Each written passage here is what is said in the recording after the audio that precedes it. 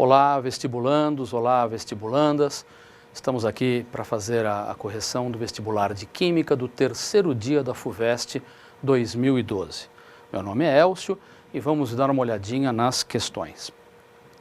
A primeira questão que vocês estão vendo aí na tela é uma questão que fala de uma bromação de uma cetona. Embora não seja uma questão de química orgânica, seja uma questão que trabalha a ideia de cinética química, a ideia de velocidade. Observe que é dada a equação e está dizendo para nós a questão que a coloração do bromo vai se perder com o tempo, vai haver uma descoloração que vai indicar o término da reação. Então, o item A diz que, considerando a velocidade da reação como a concentração de bromo sobre o tempo de desaparecimento da cor, pede para nós completarmos uma tabela que nós veremos daqui a pouquinho. E depois pergunta de qual substância esta velocidade independe. Então vamos dar uma olhadinha aí na correção. Observem, e aqui eu vou até o quadro para mostrar isso para vocês. Observem, por favor, que está pedindo no item A para nós calcularmos a velocidade. Esta velocidade nada mais é do que nós pegarmos a concentração e dividirmos pelo tempo. E com isso, nós temos aqui em cada um dos casos o valor específico da velocidade média desta reação. Tudo isso, obviamente, dado em mol por litro vezes segundo. Isso responderia para nós o item A. O item B está perguntando destas substâncias qual delas não interfere na equação de velocidade. Para isso, o que é que nós precisamos fazer? Compararmos os vários experimentos que nós temos. Quando nós observamos e comparamos o experimento 1 com o experimento 2, observem que a concentração de H+ permanece constante, a concentração de Br2 permanece constante e nós temos uma variação da concentração de acetona. Ao dobrarmos a concentração de acetona, nós estamos dobrando a velocidade. A velocidade está dobrando também. E com isso nós podemos perceber que então influi a concentração de acetona na velocidade. Quando nós estabelecemos uma relação entre o primeiro e o terceiro experimento, as concentrações de acetona e as concentrações de bromo permanecem constantes. E nós estamos agora dobrando a concentração de H+. E novamente o que nós percebemos é que a velocidade está dobrando. Portanto, a concentração de H+ também é importante para o cálculo da velocidade. Porém, quando nós comparamos experimento 1 com o experimento 4, nós temos constante a concentração de acetona, nós temos constante a concentração de H+, e nós estamos reduzindo pela metade a concentração de bromo. E o que é que nós observamos? Que não muda a velocidade. Portanto, a concentração de bromo não influi na velocidade. Esta é a substância perguntada no item B. Voltamos para cá e vamos dar uma olhadinha agora na questão 2. Questão 2 está falando para a gente de um aluno efetuando um experimento, uma titulação, em que ele está misturando ácido clorídrico com hidróxido de sódio. Mas vejam, este ácido está sendo diluído também em água. Quantidades que vão juntas sempre somar 100 ml no final. E está mostrando a temperatura de cada experimento. O item A está pedindo para se construir um gráfico de concentração de Na por temperatura. O item B está perguntando se esta reação libera ou absorve calor. E o item C pede para calcularmos qual é a concentração de HCl, obviamente, quando a reação se completa. Então vamos ao quadro e vamos analisar agora como fica a correção desses três itens. Aqui nós temos o gráfico estabelecido. Colocamos aqui a temperatura, aqui o volume de NaOH e aqui nós temos o gráfico dado pelos valores que foram fornecidos na tabela. Observem que a partir de 25 ml a temperatura passa a ser constante. O item B pergunta se esta reação libera ou absorve calor. Claro que ela libera calor. Observem que nós estamos tendo um aumento de temperatura em função do aumento de volume de NaOH. E no item C, nós temos que calcular a concentração que nós teríamos do HCl. Ora, proporção estequiométrica entre HCl e NaOH é sempre a proporção de 1 mol para 1 mol. Se nós temos uma concentração, como a questão nos diz, de 2 mols por litro, aqui nós temos uma concentração de 2 mols por litro, então em 25 ml, isso nos dá uma concentração de 0,05 mol. Ora, 0,05 mol de NaOH significa 0,05 mol de HCl. Nós temos a mesma concentração, a mesma proporção molar. Portanto, se nós temos 0,05 mol de HCl em 75 ml, então em 1 litro nós teríamos 0,67 mol por litro. Mas vejam, 0,67 mol por litro após o processo de diluição e antes da diluição. Então, o que é que nós podemos observar aqui? A concentração inicial vezes o volume inicial é igual à concentração final vezes o volume final. Se nós tínhamos uma concentração inicial que nós desejamos calcular para 50 ml, nós sabemos que a concentração final é de 0,67 mol por litro em 75 ml. Isso nos permite calcular, então, como fica essa concentração de HCl inicial. E a nossa resposta seria 1 mol por litro. Passamos aqui a questão 3, aqui nós temos na questão 3 uma questão de química orgânica. Nas nossas aulas nós frisamos muito que muito provavelmente as questões de orgânica não envolvem reações já conhecidas, envolvem sempre reações do tipo, eu te dou um modelo e você estabelece algo semelhante abaixo. É o que nós temos aqui. Para isso, vamos automaticamente ao quadro para demonstrar isso. Observem aqui que nós temos uma reação em que esta parte que está se adicionando à cadeia é exatamente esta daqui.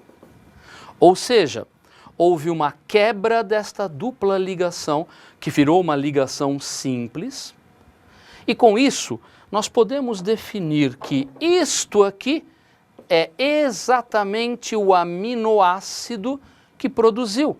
E se vocês observarem, nós temos realmente o primeiro aminoácido que nós teríamos aqui quando nós quebrássemos a ligação peptídica. Esse processo vai se repetir. Então, observem o seguinte.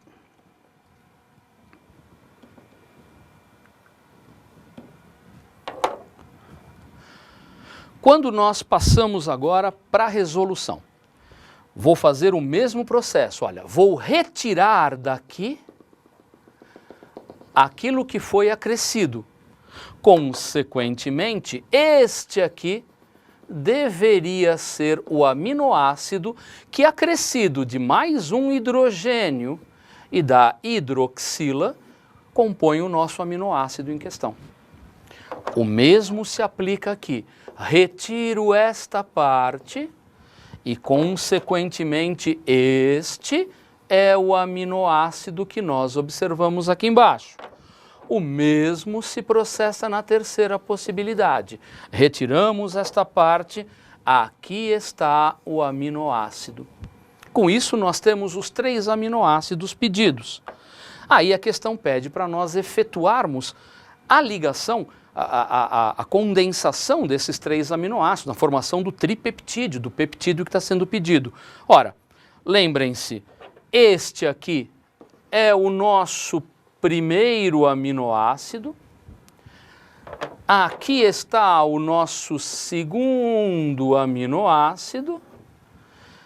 Aqui está o terceiro aminoácido, quando nós efetuamos a retirada de água e a condensação. Portanto, esta é a cadeia peptídica que nós teríamos. Ok?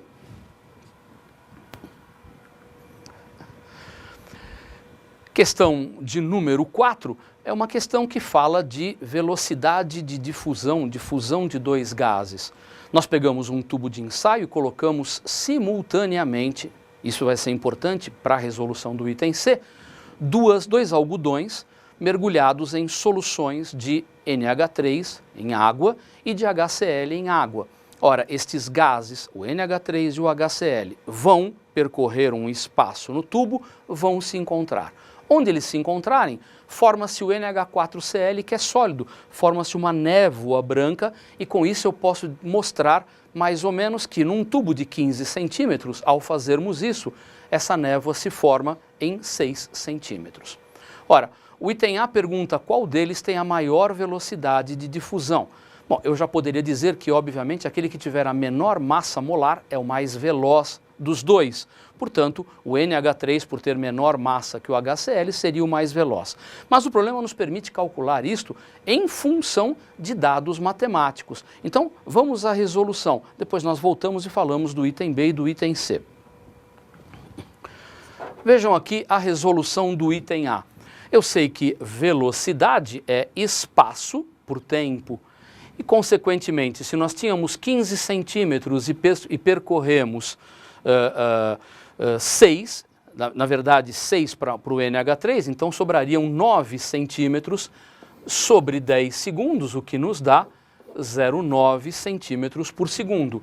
Ora, a velocidade do HCl seria uma velocidade de 6 centímetros por 10 segundos, 0,6 centímetros, o que mostra que realmente a velocidade do NH3 é maior que a do HCl. Observem que o item B pergunta se nós repetíssemos esse experimento a uma temperatura mais alta, o anel que se formaria na mesma posição e o tempo necessário para a formação do anel a essa nova temperatura seria maior, menor ou igual a 10 segundos? Ora, o que é que nós podemos dizer? Claro que o aumento da temperatura causará um aumento da velocidade, mas aumento da velocidade para os dois gases. Portanto, o anel se formaria na mesma posição. Porém, o tempo de formação, o tempo que seria necessário para a formação do anel, como as velocidades são maiores, obviamente ele seria menor que 10 segundos. O item C pergunta, com os dados e sabendo-se que a massa molar de um dos dois gases pode ser determinada a partir da massa molar do outro, então observem que a questão nos fornece aqui a famosa lei de Graham, lei que estabelece a relação entre as velocidades e as massas molares. Se eu quero determinar a massa molar, se o algodão embebido em solução aquosa de amônia fosse colocado antes do que o de HCl, nós afetaríamos o valor obtido? O que é que nós podemos perceber? Lembrem-se que se eu colocar antes o algodão, então eu tenho que começar a contar o tempo que eu estou iniciando o processo da colocação do primeiro algodão. A velocidade não vai mudar, a velocidade de um gás mudaria se nós mudássemos a temperatura. Isto quer dizer que não afetaria o cálculo, em hipótese alguma, da massa molar do HCl. Porque eu teria que computar tempos diferentes, o tempo em que eu começo a colocar o algodão de NH3 pelo espaço percorrido, e depois o tempo em que eu coloquei o algodão com HCl pelo espaço percorrido. Isso permitiria o cálculo normal sem problemas. As questões de número 5 e 6, lembrem-se, são questões específicas muito mais para os alunos que estão prestando especificamente para Química ou para Farmácia e Bioquímica. Mas, mesmo assim, vamos resolvê-las. São questões um pouco mais complexas.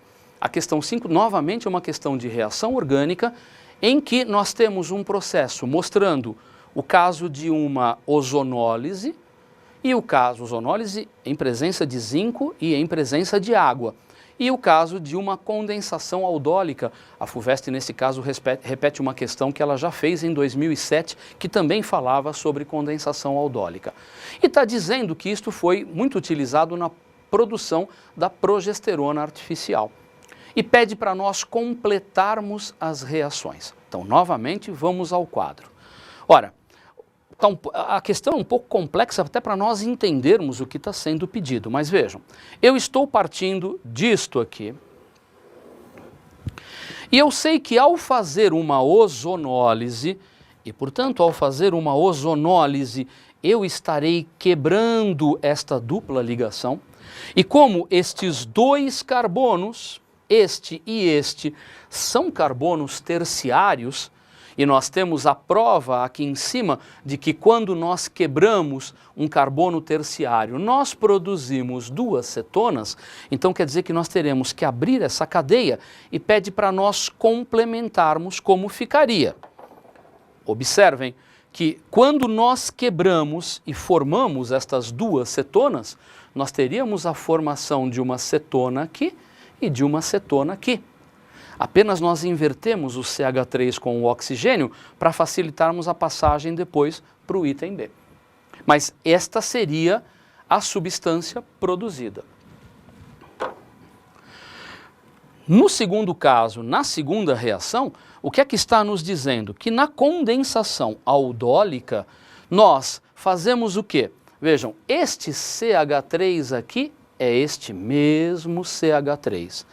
Este oxigênio reage aqui com este CH3, formando esta dupla ligação. Portanto, passando agora para a resolução. Quando eu faço isto aqui, então o que é que eu estou fazendo? Eu estou retirando isto aqui e no lugar em que eu retirei aparece a dupla ligação. Então, uma questão bem complexa, uma questão um tanto quanto difícil, até na sua compreensão, mas uma questão muito interessante. Essa prova foi uma prova bastante seletiva, uma prova densa, uma prova em que o aluno tinha que realmente conhecer e saber química, e imagino que tem até um probleminha de tempo aí implícito na resolução das questões. A questão de número 6 é uma questão que envolve agora a parte de uma eletrólise. Essa é uma eletrólise com eletrodos ativos, ela é muito utilizada quando nós queremos fazer a purificação de um dos eletrodos. Observem que os dois eletrodos de zinco são chamados eletrodos ativos, né? Fizemos ali uma eletrólise, temos a bateria que alimenta, temos o amperímetro que nos dá exatamente a passagem de corrente. Descreva o que acontece na placa quando há perda e quando há ganho de massa. Depois pede para nós calcularmos a quantidade de matéria em mols de elétrons e depois pede para nós calcularmos qual é o valor da carga de um elétron, né? Que é a famosa experiência de Millikan, chamado valor de carga de um elétron. Alguns de vocês provavelmente até já sabem isso de cor. De qualquer maneira, vamos lá à resolução do problema. Bom, o que é que nós podemos deduzir aqui no item A? Claro que a placa onde nós temos a reação de oxidação acontecendo é a placa em que haverá perda de massa. E aonde nós temos ganho de massa é onde está acontecendo a redução. Então, numa das placas, o zinco está perdendo elétrons e está passando para zinco 2+. Na outra, o zinco está ganhando elétrons e está se transformando em zinco 0. O item B pede para nós calcularmos a quantidade em mols de elétrons. Ora, o que é que nós podemos observar? Pela reação, a cada 2 mols de elétrons, nós formamos 1 mol de zinco. Portanto, 2 mols de elétrons permitiriam a deposição de 65,4 gramas de zinco, 1 mol de zinco. Mas se nós estamos depositando 0,0327 gramas, isto nos dá o número de mols, e aí nós teríamos então a resposta de 10 a menos 3 mols de elétrons produzido. Para calcularmos a carga de um elétron, nós devemos lembrar que a quantidade de carga é a intensidade da corrente pelo tempo, valores que foram fornecidos, 0,05 ampere e 1920 segundos, e portanto nos dá uma quantidade de carga de 96 coulombs. Ora, se nós temos aqui 10 a menos 3 mols de elétrons em 96 coulombs, isto significa que nós teríamos que multiplicar pelo número de Avogadro e aí nós saberíamos o valor de carga de um elétron, que seria isto aqui. E nós chegaríamos aqui ao famoso 1,6 vezes 10 elevado a menos 19 coulombs, o que nos daria a resposta correta. Estas foram as questões, essa foi a prova do terceiro dia da FUVEST.